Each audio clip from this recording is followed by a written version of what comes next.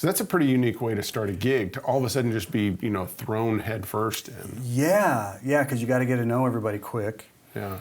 Just figuring out, okay, who's a keyboard player? Because I just played a whole show with you, but was it you? Yeah. It's the craziest way to get a gig. Yeah. And honestly, I would never do it that way again, man. Not now. Yeah. But yeah, it was awesome though. It was a blessing, and just to know I pulled it off, like wow. Yeah. Did they give you a live recording, or did they just? Yes. That's what I learned off was basically just board CDs. Yeah. And they were done really, really well. I'm not sure who was front of house at the time, but everything was really clear. And they were like basically learn all the guy on the right stuff. Okay. So that's what I did. Yeah. And I just over and over and over, until I had it down. It was brutal. But yeah, like I said, that was a blessing because I can honestly say I pulled that off, man. Yeah. I did the first show and no mistakes. Did the second show, got a little cocky and left my fly down.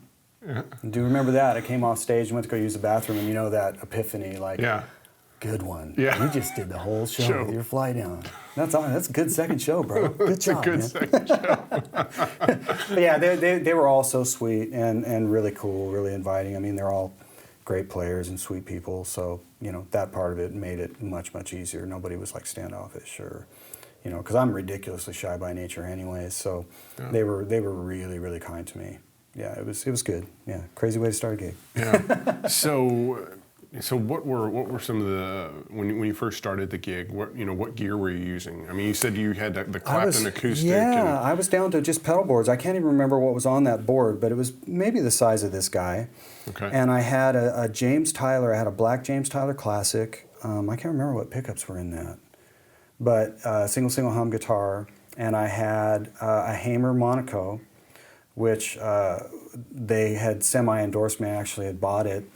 And it was just great Les Paul style guitar. It fit the gig perfect because they were doing some Guns N' Roses covers where you had to do all that crazy, stuff that he does.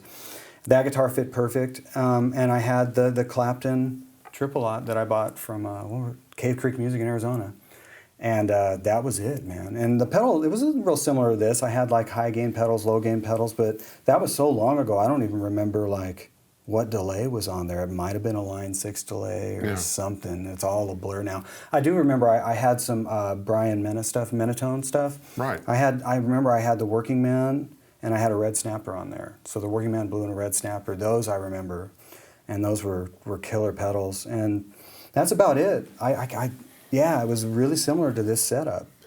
So as things kind of evolved with Carrie, of course you had new albums coming out, and how much did your rig have to change depending on the record? Were there sounds that all of a sudden you'd have to find out how did they make that sound?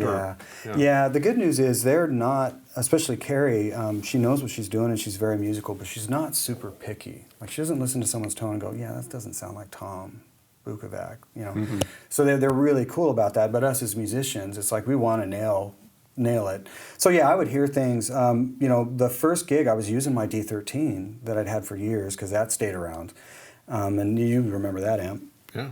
And I still have that amp, but that was the first one, and it was great because it was just this really silky, beautiful sounding kind of Fender amp.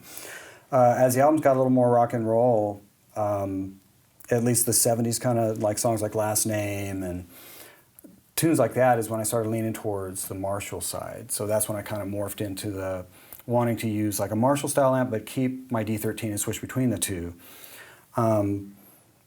And that, but once again, that was more just for me, so I could feel like, man, I'm getting this, like I'm getting the sounds, you know, that they're, even if they're not super nitpicky, I'm going to be nitpicky and make sure I'm getting the sounds. And guitar-wise, too, as I was starting to make enough money, you know, I started picking up other instruments that would work great. And some of them were Hamers. Of course, Duesenberg came into it back then. That was kind of a big one. And then, of course, you know, PRS now. But I honestly kept my rig relatively simple. I mean, I still have the board that I toured with the tour before this, and even if you look at that board, it's real simple. You know, I mean, I could have gone crazy with all the programming and what have you, but for the most part, I found that I could make it happen. The simpler, the better. It was just easier, and once again, it's that cerebral. Stop thinking so much about all that stuff and just step on a landmine and turn on the guitar and go. You know, and just see what happens before you start overthinking it. So I really did try to keep it as simple as possible, and I still do, you know. And then, you know, guitar-wise, now I will say guitar-wise, I did end up with a lot more guitars because those bases needed to be covered. There were half-step down guitars, drop D guitars. That kind of stuff was more necessity. Like, I can't drop D this thing quick enough. The set's moving. So this one needs to be a half step down. This one needs to be drop D. This one's got to have a trim. That kind of thing. So I did end up with a lot more guitars because of that. You know? But not because I'm like this mad guitar collector, because I'm really not. They're tools. So for me, it's like, okay, I need something that's going to fit that parameter, and I'll find it, and that's why I got it. But I don't necessarily buy a guitar because, oh, that looks cool. You know, it's like, no, I'm good with, you know. Yeah. So anyways, that was kind of the gear. Yeah. If that makes any sense at all. It does.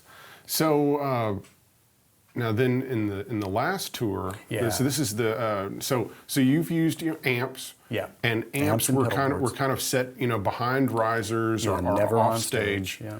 And they were, you know, sometimes baffled and mic'd up, and then you were hearing that in your monitors. Right. And just as a quick aside, I was actually your guitar tech for a while. So this was back in 2007, and when you were using the Divided by 13 and the black Tyler, and you had a board, and so I was around for some of your early gigs. So you used kind of a pretty simple rig. Started using other guitars because of the different tunings, and maybe because of some different tones. But then in the Storyteller tour, all of a sudden the rig changed completely. Tell us about that. Yeah, well, the Storyteller tour, that was Carrie's idea was to do it in the round, which that in and of itself is problematic for anybody that's got pedal boards, regardless of what the stage is doing. So we knew it was probably going to be a cleaner stage, but still maybe pedal boards is what I was thinking. And then I started hearing about things were going to do this, and things were going to do this, and then stuff out here was going to do this and that. And I started thinking, boy, there's a tornado coming. And and even with the guitar thing, it changed because I had 9 guitars picked out to get through that set. And I had to dither that down to basically 3 electrics and 1 acoustic. That's what it had to be because nobody could get the guitars to me. Right. Because everybody's under the stage, everything is moving. It's next to impossible. And if you want a clean stage, you can't have guys running around. Right. So basically, it came down to we need to go programmed, we need to go automated. And they came to me first like, what would you do? And once I got over the utter like, what? Yeah. I knew of Kemper and I knew of Fractal, and it was just basically pick one, and we ended up going with Fractal, and Carrie went ahead and invested in the rig for all of us because It's a good chunk. I mean, for me to go buy 2 fractals, one as a backup, that's a lot of money. So they very kindly went ahead and made the investment because it really wasn't on us. It was we didn't have a choice. It's like they've designed this insanely cool stage that can't have pedal boards. So yeah, we had Barry over at XDS put the rig together, and he just killed it. Oh my gosh, redundant, you name it, done, plug and play, and killed it. But yeah, that just became like I said, a tornado. It's like, wow, I've never used something like this. So now I've got what is this, a laptop in front of me? Like, what? Laptop? And then I'm trying to figure out all the weird stuff and kind of just get to know the language of that is fractal. And it'd be the same thing with Kemper. It's either way, but yeah, we ended up going that route. I went from wanting to use a bunch of guitars to having to use as few as possible. What I will say is what saved me was the fractals, because there's so many sounds and they're so dialable and there's so many different variations of tones on the same amp that you can dial up per preset. It was like, oh man, I'm gonna have to leave this Strat home. I gotta pick the other guitar that'll work for more songs than this will, plus maybe work for the one or two that this was gonna go on. Right. And I could save it with fractals. I could bring up a little, make it a little more toppy, or make it a little more dark, or whatever. It really saved me in that set, you know. So what guitar ended up being, you know, like your 3 or 4 guitars that you used with the fractal system? Man, basically, everybody that's seen my demo videos have seen these, but it was my McCarty 58. Okay. That was my half step down guitar. The Starla that I have is before they started I think they did like a different version of it. Mine's a really early Starla that's just killer. That one was basically I'm going to keep 11s on this. It's got a Bigsby. I can capo it if I need to. It's got this Strat, Telly, sort of ish, I don't know, Gretsch thing, killer. Yeah. And then of course the Grissom, the gold top, it was just a no-brainer because once again, that could be my drop D guitar. Stayed in tune, killer. If I had to do crazy whammy bar stuff, I knew I'd be good to go. Yeah. So I narrowed it down to them because this guy was in there. My LSL was in there, which is killer. Basically everything I owned, the Collings was in there. But when we had to narrow it down, I had to just be really methodical. Okay, well, which 3 can I cover the bases with, knowing that the fractals can get me the rest of the way there, and that's how it happened. It wasn't necessarily that. Once again, it wasn't necessarily that one was a better guitar than the other. It's like, no, I'm looking at the gig parameter, and within this parameter, those guitars were fabulous. And of course, the McPherson acoustic, which is just brilliant. Yeah. I mean, killer to tour with, just unstoppable guitar. So just the one instead of 2 or 3, which is what I've normally done. It's like, no, it's just got to be the one. And that went through the fractal as well and was brilliant. Wow. Yeah. Now all that to say, it's like I'm the guy that's like, no, what fits within the gig parameter, guitar, pedal boards, whatever it is, I approach it that way. So when I look at fractals, that was the thing. It's like I'm not going to sell all my tube amps and start playing nothing but modelers. But at the same time, within that gig parameter, there is nothing that could have been better than fractal, period. Yeah. So that's the thing. It's a wonderful tool. Saved all our butts. Made for an amazing show. And consistent. Like, plug in, go. It's like, you're not like, wow, did the mics get out of phase? Is one of them turned around? Did somebody bump my cabinet? Did I blow a speaker? Yeah. I loved it. And then we'd go to do a TV thing. Well, we just take the fractals, man. It's going to sound exactly the same. So that kind of, when I got peppered with that epiphany, I was like, oh, okay. All right. Yeah, it's not so terrible. I do like that. Yeah, you still like amps and pedal boards, but it's nice. The consistency is really nice. Once again, I think gig parameter. I'm not one of those guys like, well, don't do that. That's crap. That's for hosers. It's like, no. Yeah. If that fits your gig parameter and you're happy, then that's perfect. Right. And if you're not happy, then play something else. Yeah. It's that simple. Because at the end of the day, these are tools. Yeah, they're just tools, man. Yeah. They're and obviously people connect with guitars, and I get all that. But at the end of the day, it's a tool. It's a means to broadcast what's in your soul, and and if and you don't always get to just play what you want. You have to play what you're asked to play, and that requires a different guitar. That might require something else. So you go for it from that perspective, go at it from that perspective. Yeah. So tell us about, in the last couple of years, you also got into doing some gear demo videos. So how did you get into that? I blame that solely on Chris Van Tessel. Okay. Yeah. So Chris Van Tessel is, yes. Yeah, Rocket Pedals, yeah. Sweetheart guy. I met him through a buddy of mine named Gary Patrick, who was really into those pedals. And we got together and we would just hang out, and I was trying out a lot of their stuff, and we just got into conversations about videos, like demo videos, because he had been doing them to promote. And he's like, you should do that. And I was like, oh, hell no. Yeah. Am I ever, because for me it's like, I don't like how I look on camera. I think I sound like an idiot, as you're finding out. Yeah, nobody likes being on camera. It takes a long time. Yeah. Yes. But he just was adamant, man. He just stayed at me about it. Always just, come on, man, just do one. Yeah. So I finally was like, all right, and because I had done a couple just out of boredom. I had this flip camera, and I did a couple early on playing. There was one, it was a Hamer Talladega, and I think I did one with a Hamer Classic Tron as well. And I just did them more for Hamer because they were so kind to me. Right. So I thought, well, okay, I'll take a swing at it. Why don't you give me the Tim Pierce pedal, and I'll do a demo of it, whatever you call it. I'll do that for free, you know, and I'll just throw it up there, and you can look at it, and if it's crap, you will have learned your lesson about asking me to do demos. So I did it. It came out good. He loved it. I hated it. But the reason I'm still doing them now is I can't do them for free. They're a lot of work. I don't do them for free. Yeah. But the reason I'm still honestly doing them is because I realized, wow, I can actually help people. Like, I didn't think I had anything to offer as just, because I'm just Joe Blow, I don't know what I'm doing. But I found that people were commenting like, God, when you just mentioned that one thing about how to properly gain stage a pedal, and when you turn up the gain, you might want to watch your output, because that's why your amp sounds like it's going to blow up. It's because you just heard a bunch more gain but didn't realize you also have a bunch more output. I honestly love that. Like, wow, that's great. You know? So that's what keeps me doing it now, is if I can educate somebody with just the simplest thing, because even a pro will catch something like, what? Oh, yeah. But, you get these guys that are so struggling with dialing in their sounds, and everybody struggles. But there's certain things where you're doing it wrong. You're just starting off wrong.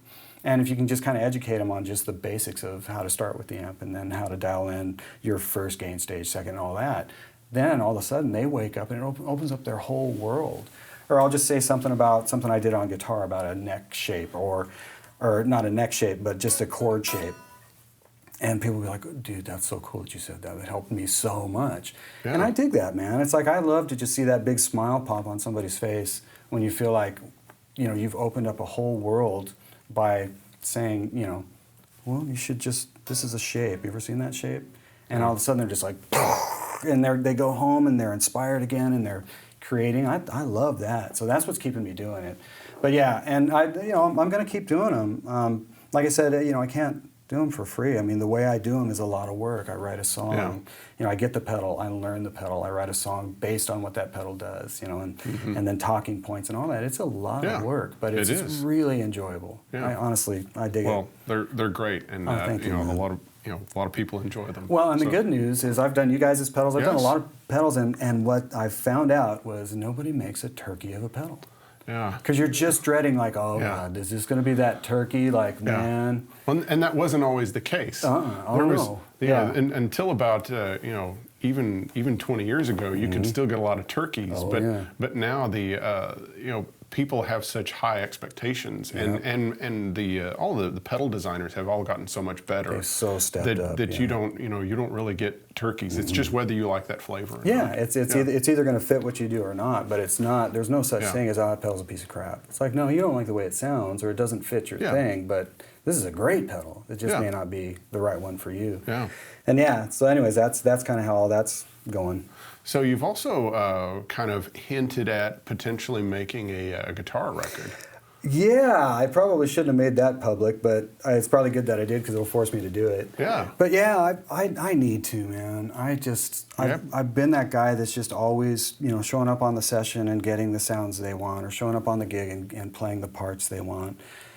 And I honestly got really miserable about playing guitar.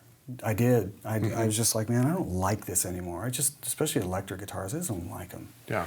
But it's because I'm the guy that really, and my pedal demos contradict that, but I'm the guy that really just wants to,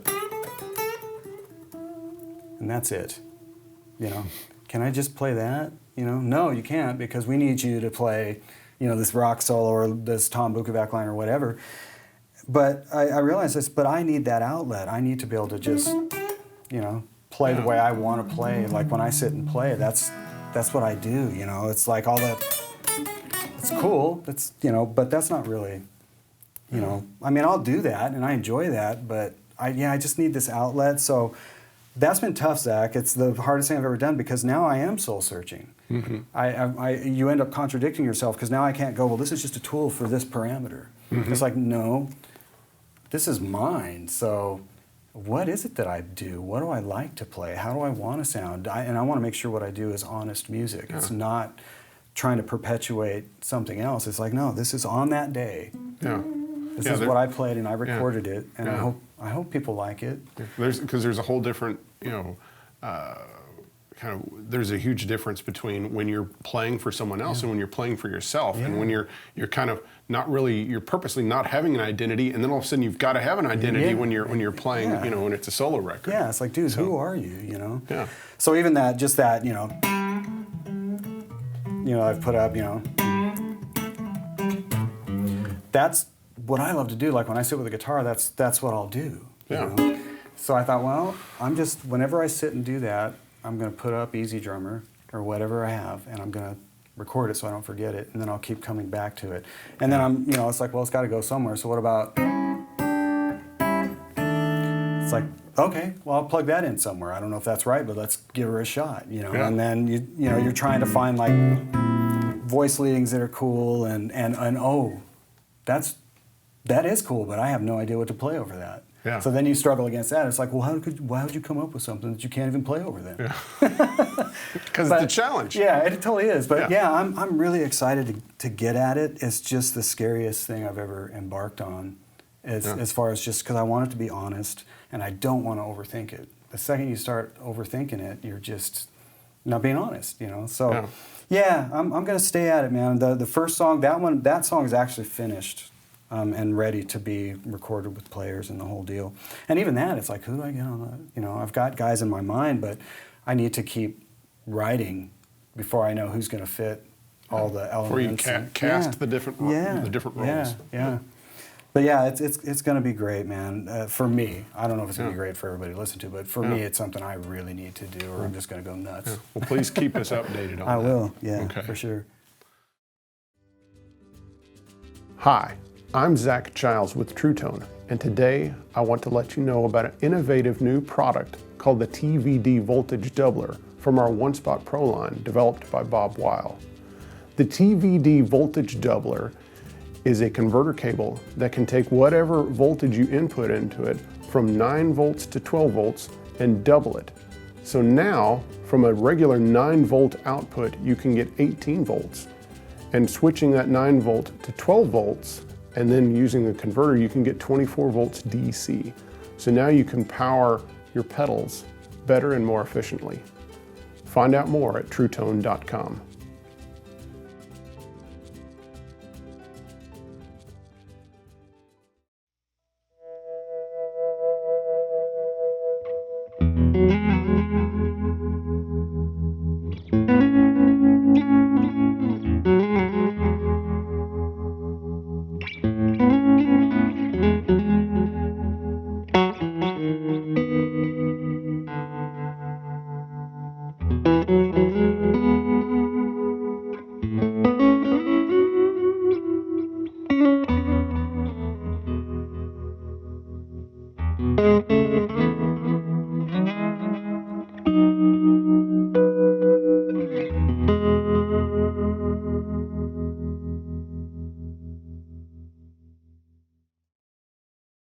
Well, Shawn, let's talk a bit about your gear. Yeah. So first off, tell us about this Suhr guitar. Yeah, this is a Classic Pro. Okay.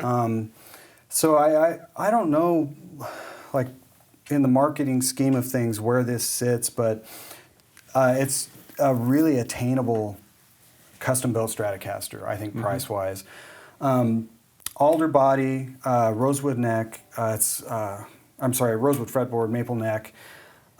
Slightly aged. It's got the Michael Landau standards singles, and I believe this is an SSV in the back, which is pretty warm, kind of PAF-y, not super bright, not super hot. I kind of latched onto it because it gives me kind of my vintage thing that I like without vintage problems. Yeah. There's a lot of, you know what I mean? Because you know how that goes. So yeah, that's really it. It's wired a little bit differently, but not really. I mean, it's differently than how I would wire it. The back is obviously just for the treble. This one handles both these guys. I'm eventually going to make it so this pickup is never touched.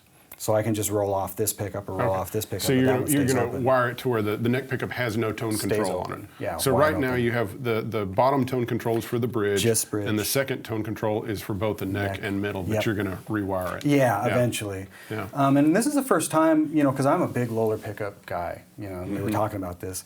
This is the first time I'm going to leave this guitar alone. Usually when I get a Strat, it's like Lolas, and it's not because the pickups that are in there are terrible. It's because it's what I'm used to. It's what you like. But this one, man, I've just left it alone. It just sounded good right away. I was like, this is done. And the neck shape is, it's kind of more of a fatter C, I guess. I wouldn't call it like a D-shaped neck, but it's just crazy comfortable. Yeah, it feels like 1 11/16 here. Yeah. It feels a little wider at the nut, and you've got locking tuners, no string tree. Right. It's vintage style saddles, but then it's got a 2-point, so it kind of stays in tune. Right. So it's kind of the whole vintage, but with modern features. Right. So it stays in tune. I used to really frown upon locking tuners because they just didn't look cool. Yeah. But then you're like, well, wait a second.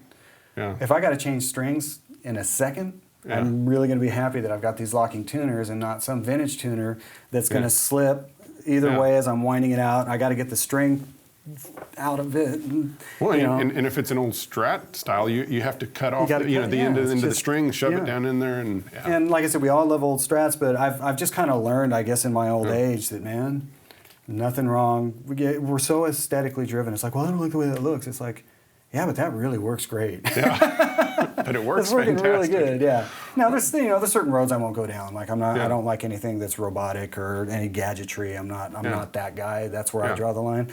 But yeah, when you're melding, vintage and modern together, these guys have done it remarkably well. Yeah. Remarkably well. And this is I think is a 9.5 radius or maybe a 10 radius. Oh no. Okay. It's compound. I think it's 9.5 and then 12.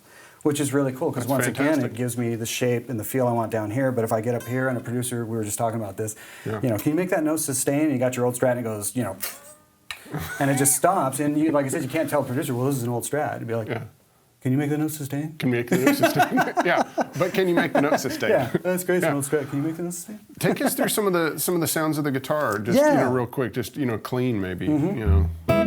Yeah. So that's neck position.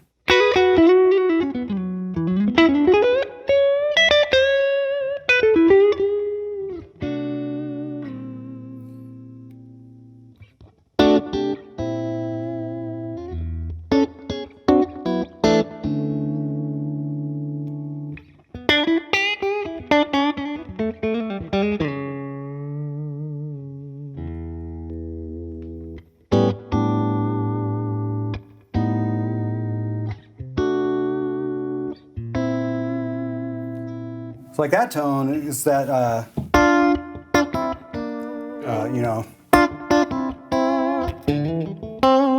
except that he does it, actually does it. Does that split the humbucker when it's in that mode? Or I don't think so. I think it's still wide open. That's pretty nice and quacky. Yeah. So this is just the back pickup now? No, this is this position. Okay. Yeah. And then the back, I'll roll it off. I'll leave it open now, but it's pretty smooth, It's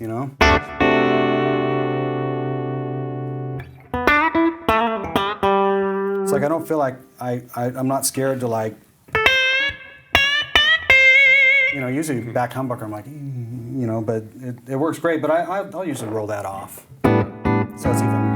And what gauge strings do you use? These are 10 to 46, and I know that's it's a little wimpy, but it's just that's what I'm used to, man. And I've been a Dodero guy forever.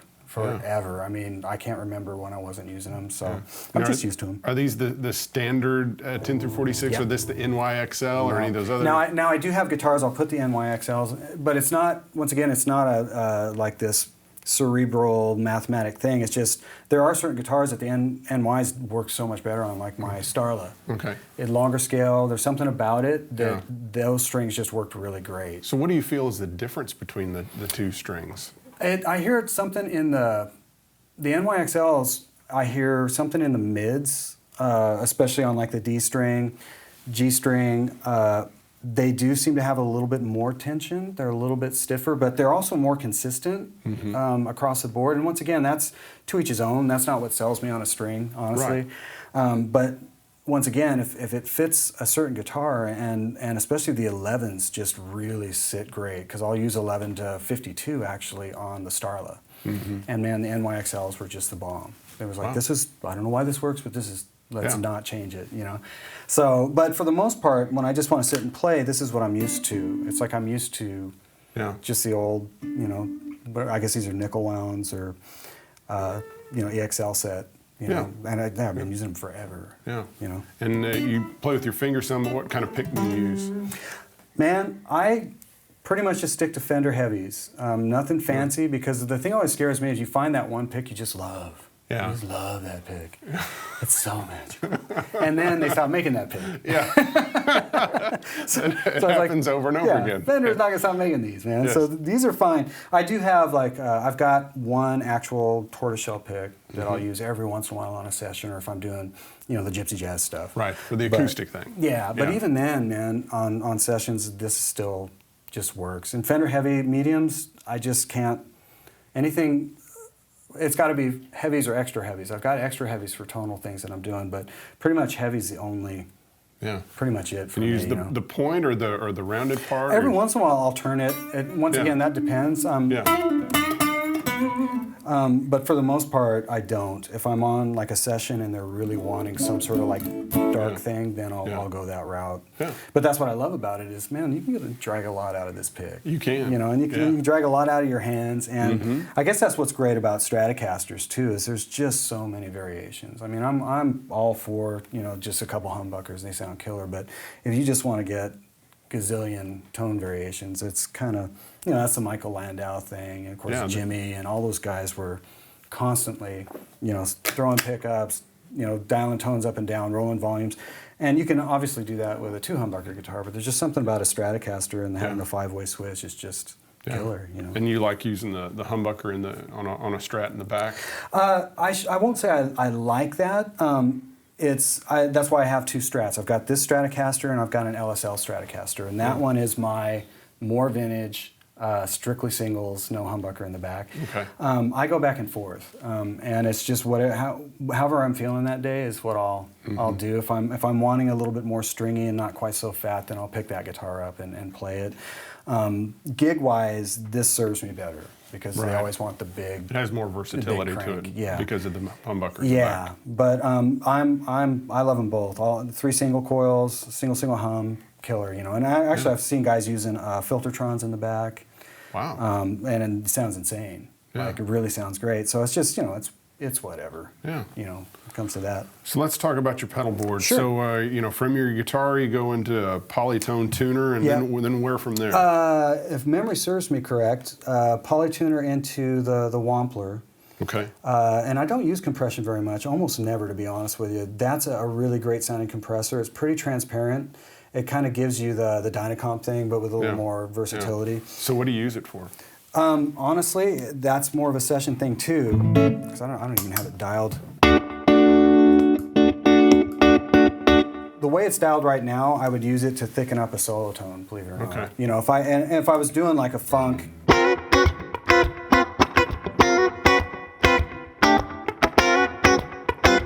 Without it,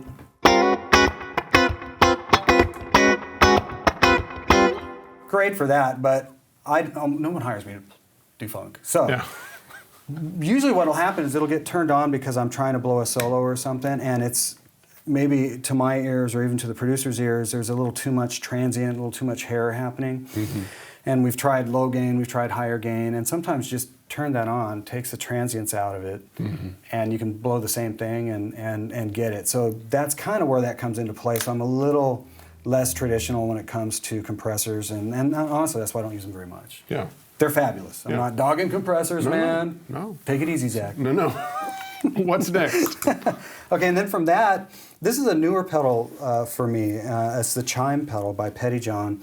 And it's a really kind of low gain, just wakes everything up kind of pedal. I actually did a demo on this one and just fell in love with it. I use it more for situations like we're in right now where we've got this beautiful Vibrolux, but we've got it turned way down. I'll just show you what I'm doing with it. So that's the Vibro, sounds killer. But at that volume, I don't necessarily want to get a ton louder, but I just want to kind of expand it and maybe get a little bit of hair.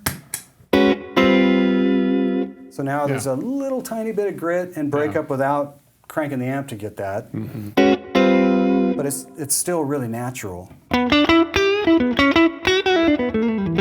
Now you could use that as a grind box, but that's not what I've really purposed it as. I really like it for that purpose. Like if say I'm at the Opry, and you've got that thing pointed right at you. You know what I'm talking about? Yes, the monitored amps. Yeah, and you got to have it at whisper volumes. Yeah. That's the lifesaver because it just kind of puts some life back into it. Now, just so we know, we actually, the whole time, you've actually had, the Pettyjohn has been on the whole time so far. Yep. And then also the Flint has been on with some Verb. The Verb, and then has the Timeline been on too? Yeah, that's my thing, Zach. Like I'll always, when I'm just sitting and playing, that's my thing, So I'll turn on a little bit of Verb and just slap back delay off of the Timeline. Okay, cool. No, that's great. Just so everyone knew, when they were hearing that, they weren't just hearing the Pettyjohn, they were also hearing a little bit of Verb from the Flint and a quick slap back from the Timeline.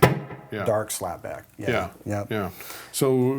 So after the Pettyjohn, after that, it's basically gain stages. So the next one is the Blue Note. That's a J-Rad or rocket pedal. And I use it for pretty low gain. So it's basically to take what I'm doing right now and just kind of dime it up a little. Okay.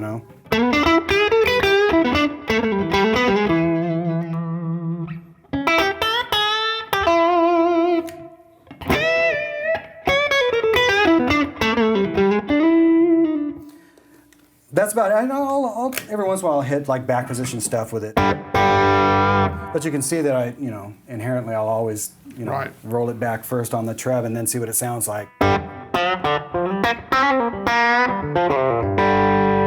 But I would say overall, that's my neck position, semi-broken kind of thing. And then from there, you can stack these pedals. I don't really dial them for that, but they will stack. But I like to just have one on or one off. But that being said, I keep the Pettyjohn on. The next one is kind of it's a J-Rad pedal as well, and it's kind of based on, I'm guessing, a JTM 45 kind of thing. Obviously being called the 45 caliber.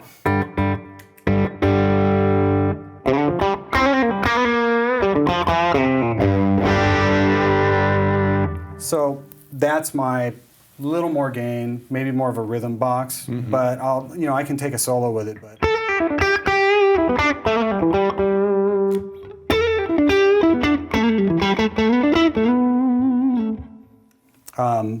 little more gain. I really latched onto that one when I heard it. That just feels great. So that guy's pretty much the next gain stage, humbucker, and then the GTO, which is based on Guthrie's pedal. And I'm not sure what circuit they actually started with, but it's kind of my higher gain pedal.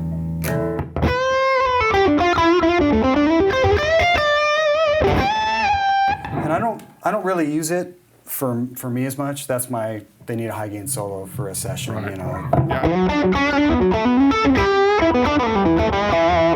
I think that's a ramped up Nobles. You could, I believe so. It sounds open, and I never really asked him, but it's really great in that there's like a warmth kind of thing that you can bring in as well as top. I love pedals that dial that way. Yeah. So that's been a really versatile pedal. I go between that and another pedal called the Dude. That's on my big board right now. Okay. And it's a little more kind of squishy, chewy vibe. It's not quite as quick as this pedal. It doesn't have quite as much gain, but that fits that's a little bit closer to me. Like that's, if I'm going to turn on a tone for a back position solo, it's probably going to be something like the Dude. Yeah. And then from there to the Flint, which, man, as far as pedals I've bought, that has just been a gem. It's just one of those things where it's like, Flint, what? Tremolo and reverb? What? Well, I kind of need a reverb, and it saves room for tremolo. But when I got it, I was like, man. So that's the verb we're hearing. How about we turn off the delay for a second, sorry, just so we can just hear the verb. So I've got it like basically kind of a spring thing. And I keep it a little darker. I could make it brighter. I could make it longer. Because you can go from that to like a way more modern thing too. Which is... But for me, it's like I'm just wanting like a 60s verb. And once again, if I end up on a gig where they don't have an amp or the verb is broke, it's kind of a lifesaver, And the tremolo? The tremolo is a tremolo. And it sounds fabulous. It's really a great box. There's obviously 3 different settings on there, but I really enjoy that Flint. Those kids are onto something. Yeah, they did a great job on that. Yeah, they did. And the timeline. The timeline, that thing is really deep, as you know. There's all kinds of craziness that you can do, but I honestly only use it. Yeah, let's turn the verb off for a second and let us hear it without it, and then turn the slap back on. Yeah, so we're just running straight. Of course, Petty John's still on, but and it's mainly because I have it on a slapback. I don't have a specific time, I'm not hearing like a delay going, so I can just, it gives me that ambience. I'm not worried about, oh man, I better tap this into time. Right. I can that's why I like it just sitting kind of the way it is. It never really distracts me. It just gives me, an ambient thing. Because we could slow it down. And it's cool, but for me it's like, well, I don't, So that's just a dark digital delay. I took the digital one, turned down the tread. That's it, man. That's honestly, that's what that is. And then the other setting I use is basically the same thing, just a little bit brighter. And that's more, once again, session atmosphere. If they're wanting, don't play that chord on a session, you get fired. No. But if they're wanting like a,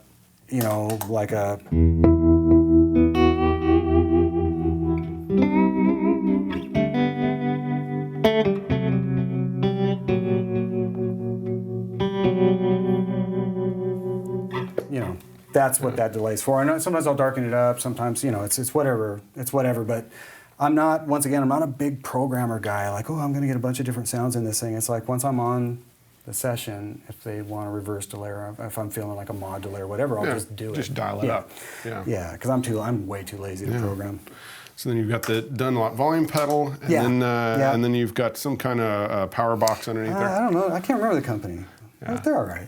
Yeah. It's got the Truetone under there. I think that's a CS7, right? Yes. So the CS7's powering up that whole thing. And that thing's been great because this guy likes to see 12 volts, and it likes to double it to 24. So, and you get into panic mode, or it used to be. You get into panic mode. The second you see something strumming, you're like, oh my God. Yeah. What am I going to do? How am I going to power these? Because something's going to not work. Right. But that thing's got a lot of milliamps. Like I can't remember what the total on that is, but it's up there enough that you thousands. Thousands. Yeah, you can get away with actually, like I think a couple of these I ended up daisy chaining together. Okay. Both those guys are still powering fine. I got 12 volts doubling to 24 to that, and then 10 on the rest. It's like, it's not heavy. It's crazy reliable. Yeah, love that power supply. Well, cool. Well, Shawn, and then just to be complete today, you're using this is my '67 Blackface Vibrolux reverb amp that you're using today, just to make things easy. So you could just show up with a guitar and a pedal board. But you're probably your favorite amp is that divided by 13. And what model is that? Hands down, that's FTR 37. Okay. And it's I would classify it as more of a deluxe, but yeah, I've had that amp. I was trying to figure out how long I've had it. I'd have to call Freddie, he'd probably know, but 13, 15 years? I mean, it's just the one amp, because you need other amps for other things. Like I'm really after a JTM 45 thing. And there's some guys that are doing it, and I'm going to start pestering them. But as far as just that one amp, that's been my amp. And will continue to be. It's like I'll have other amps that are ancillary around it that are also great, but yeah, I've just had that thing forever, home base, and it's very much like this. That's why because this is glorious. This is such a good amp, Zach. But it's still that same thing. It's like, man, I can just plug into it and play. I'm not constantly twiddling knobs. Yeah, it just gets old, Well, Shawn, thank you so much for coming. Thank you, out. Zach. Man. I really appreciate it. All right. It's been fun.